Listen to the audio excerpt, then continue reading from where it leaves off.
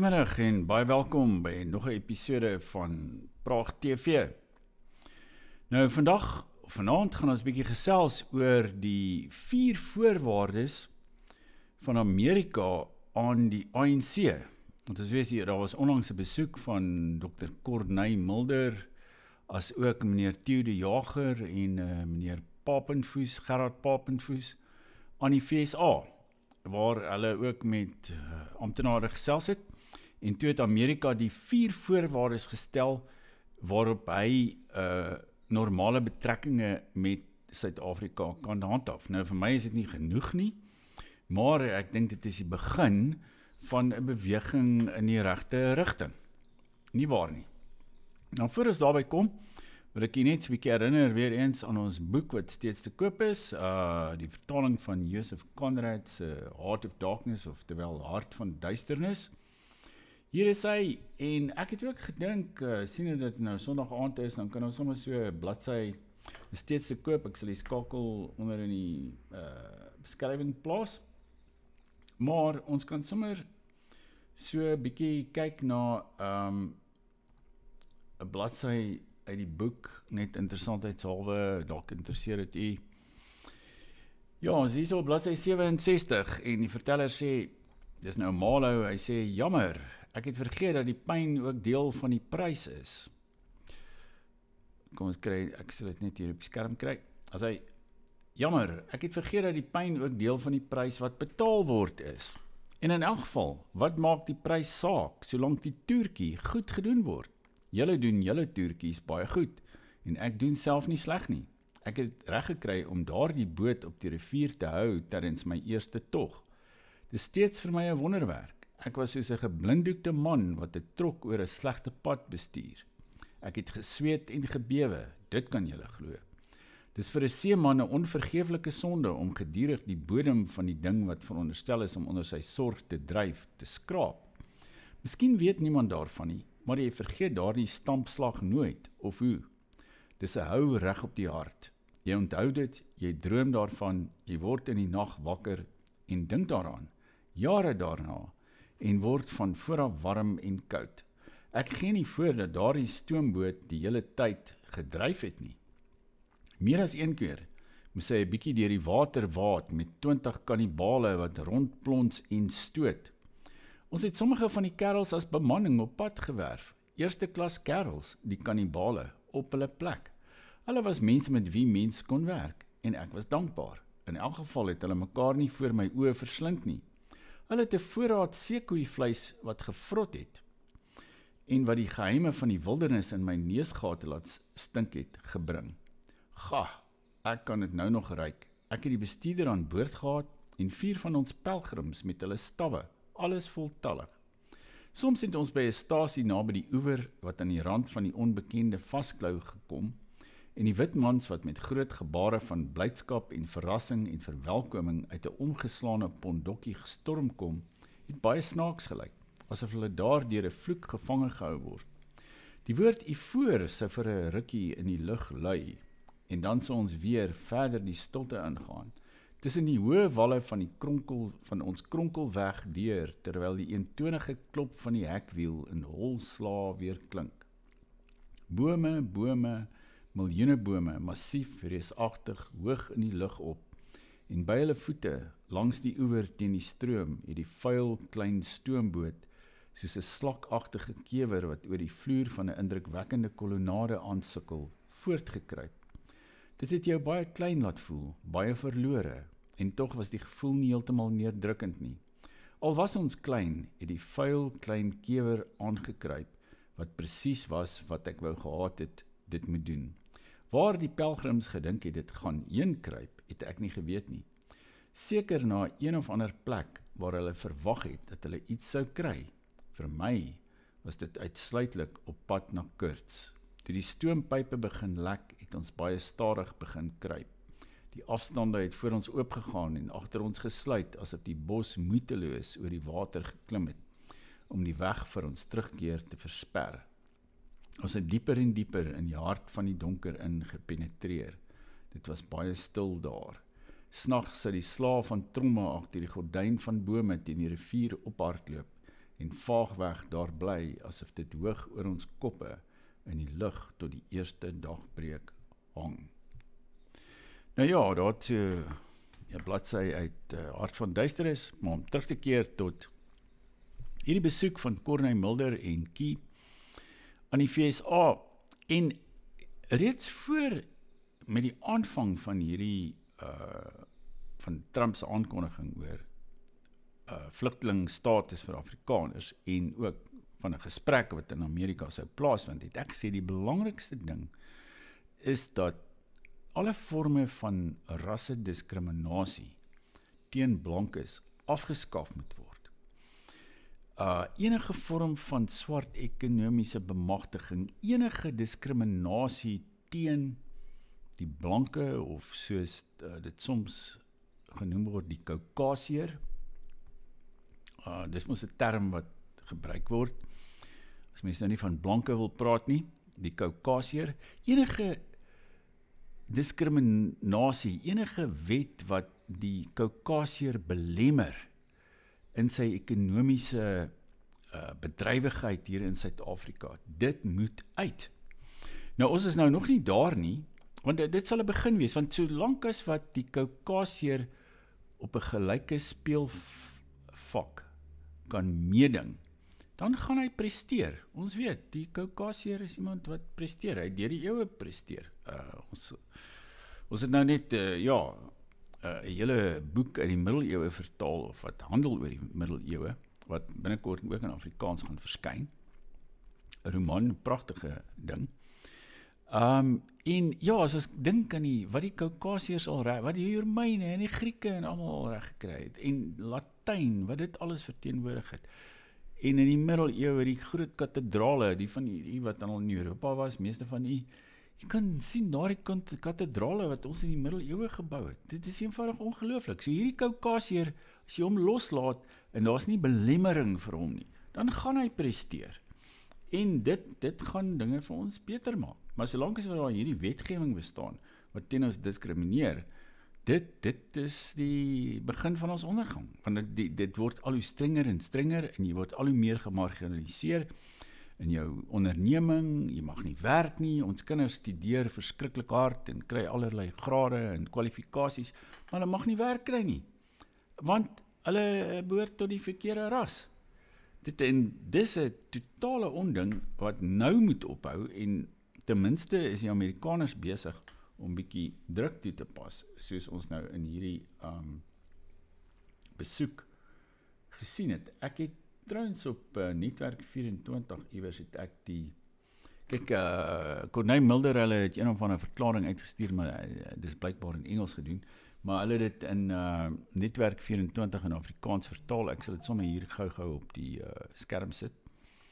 Hulle sê in 'n gesamentlike mediaverklaring, die Amerikaanse amptenare het die administrasie se amptelike standpunt oor die nodige voorwaardes vir die normalisering van bilaterale betrekkinge tussen die Amerikaanse regering en Suid-Afrika meegedeel. Dit sluit in.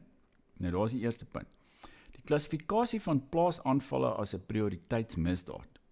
Die Withuis amptenare het daarop gewys dat plaasaanvalle tans nie met dieselfde dringendheid en hulpbronne as renosterstropery en transito rooftogte gepak word nie. Elke plaasaanval moet deur die valke ondersoek word. Ja, dit is nou die eerste punt wat oor gaan. Kyk, die DA en ek weet nie, 'n klomp ander mense het nou al gesê, dit moet as 'n prioriteitsmisdaad geklassifiseer word, plaasaanvalle, en ja, sekerlik, 'n mens kan niks daarteen inbring nie, maar ek dink kyk, wat doen die polisie nou in elk geval? Ek weet of het nou 'n prioriteitsmisdaad is of nie. Ek dink belangriker is eintlik dat ons moet die reg op wapenbesit, moet soos in Amerika wees, dat jy in die supermark kan instap en vir jou kan gaan wapens koop. Ons moet onsself kan bewapen, en al hierdie mense op die plase en wat ook al, hulle moet paraat wees, en dan moet die ou kommandos moet terugkom. Dit alles moet ook gebeur. Maar goed, om nou te praat, en dan praat hulle ook hier van die renosterstropery. Dit herinner my dan daardie grappie, daar was so 'n bufferplakker hier so in Engels in Suid-Afrika op stadium wat gesê het, forget the rhino, save the white owl. Nou ja, ons het voorheen van die Kaukasiërs gepraat, ja, hierdie Kaukasiërs, ons moet hulle red, want hulle is 'n bedreigde spesies, hulle word doodgemaak. Trouwens, ek gaan nou, vir die volgende paar maande gaan ek 'n boek skryf oor volksmoord in Suid-Afrika, want ons mos 'n hele debat oor volksmoord, en almal kon ken, daar's volksmoord, en wat ook al, maar hulle het nie gaan kyk na hulle het nie reg daarna gaan kyk nie, dis nie behoorlik ontleed nie, hulle het nie gekyk na die begrippe nie, na die internasionale opvattinge daaroor nie. Maar ek wil dit graag doen. Dit interesseer my. Nou, ja, dan praat hulle hier verder van dis nou die tweede punt, 'n duidelike en ondubbelsinnige openbare veroordeling deur die ANC van kill the boer, kill the farmer, of dit nou in 'n liedjie of enige ander konteks gebruik word. Nou, dit is ook 'n taamlike goeie punt, dit lyk ook eintlik voor die hand liggend, en kyk, Ramaphosa en sy trawante, die hele kabinet, Lamola en almal van hulle het nog nooit gesê, dit is verkeerd om daardie uitspraak te maak van kill 'n boer, kill 'n farmer, of om aan te hits tot volksmoord op die Afrikaner. Hulle het dit nog nooit gedoen nie. Nog nooit. Nie die ANC nie. En eintlik Malema natuurlik, hy's eintlik maar net 'n soort buikspreker pop ook eintlik vir die ANC. Dus ons sal kyk hoe hulle daarop reageer, maar dis nie uitgemaakte saak dat hulle enige iets aangaande hierdie 4 punte gaan doen nie. Maar kom ons kyk na die derde ene. Geen grondonteiening sonder billike markverwante vergoeding nie. Onteiening moet slegs voortgaan nadat alle ander regsprosesse volledig uitgeput is. Nou ja, dit spreek ook eintlik amper van self, want ja, daar behoort nie so iets soos onteiening sonder vergoeding te wees nie. Dit is 'n totaal en al kommunistiese, radikale begrip.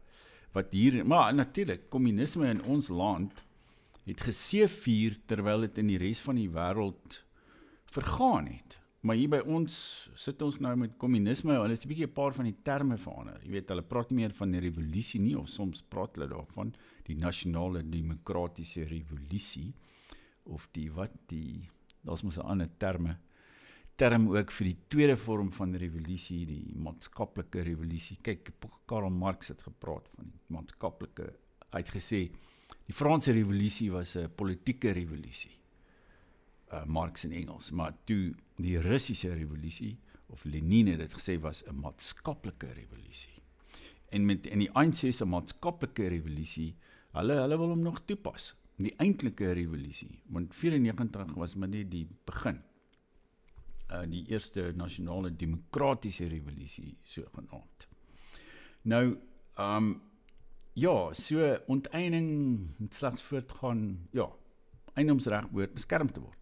Dink die Amerikaners kan dit is iets wat hulle taamlik goed verstaan, en hulle wil hê die ANC moet dit ook erken. Ons gaan kyk of hulle daartoe sal oorgaan, of nie.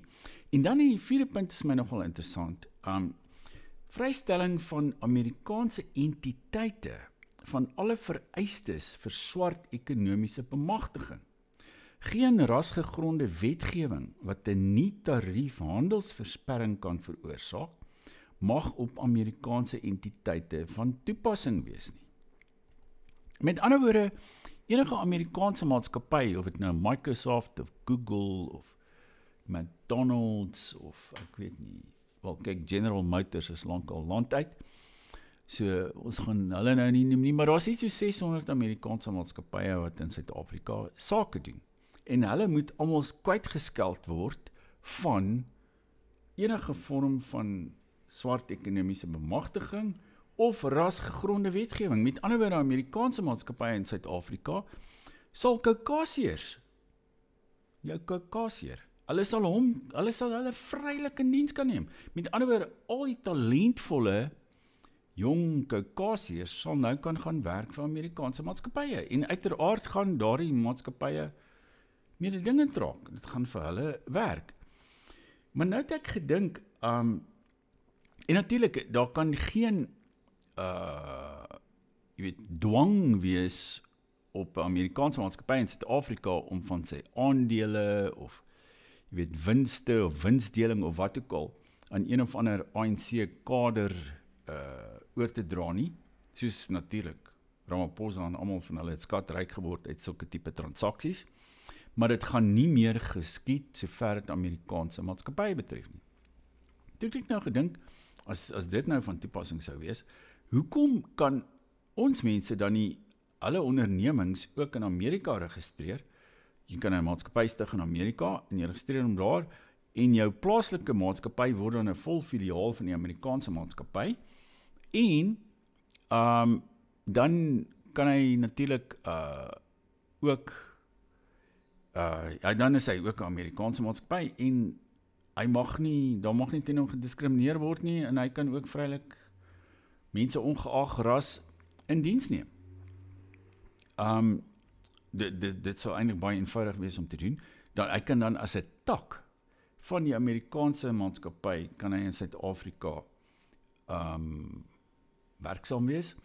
Trouwens, daar is, ek dink SARS en almal, die inkomstediens, hulle maak almal in die Reservebank en almal, hulle maak voorsiening vir so iets, dat jy as 'n tak van 'n buitelandse maatskappy, of 'n buitelandse maatskappy kan 'n tak in Suid-Afrika hê, wat bedryf kan word, en hy moet ook vir BTW registreer, maar, en daar is, ek dink hy is ook onderworpe aan plaaslike belasting, maar hy kan eintlik die meeste van sy belasting in Amerika verklaar. Laat ons dan liewer belasting in Amerika betaal, maatskappybelasting, eerder as aan die kaders. Dit sal al 'n groot stap vooruit wees, sou ek sê, want die probleem waarmee ons tans sit is, ons voer die krokodil met ons belastings, en die krokodil kom en hy raak al hoe hongerder, en hy wil ons verder en verder net uitbyt en op ons parasiteer en ons alles verorber. Ons sien natuurlik daagliks so hulle miljoene uitgee op buitelandse reise en verskriklike luukse hotelle bly. Dit is eenvoudig net 'n totale sirkus. Dus hierdie is 'n eerste stap in die regte rigting, sou ek sê, hierdie 4 voorwaardes van die Amerikaners, wat ek nou net hier aangetoon het. En ek dink ons moet dit ondersteun, al gaan dit nou nog nie ver genoeg nie, maar dit is 'n stap in die regte rigting. En ons moet daarop hamer, dat al hierdie rasgegronde wetgewing moet afgeskaaf word, die swart ekonomiese bemagtiging, die kwotas, rassekwotas, alles moet weg. Want dit is eintlik 'n misdaad teen die mensdom. Hoe kan jy so iets sê, dat jy teen 'n bepaalde rassegroep of 'n bepaalde etniese groep diskrimineer, waar dit kom by aanstellings of hulle vermoë om die staat sake te doen of wat ook al.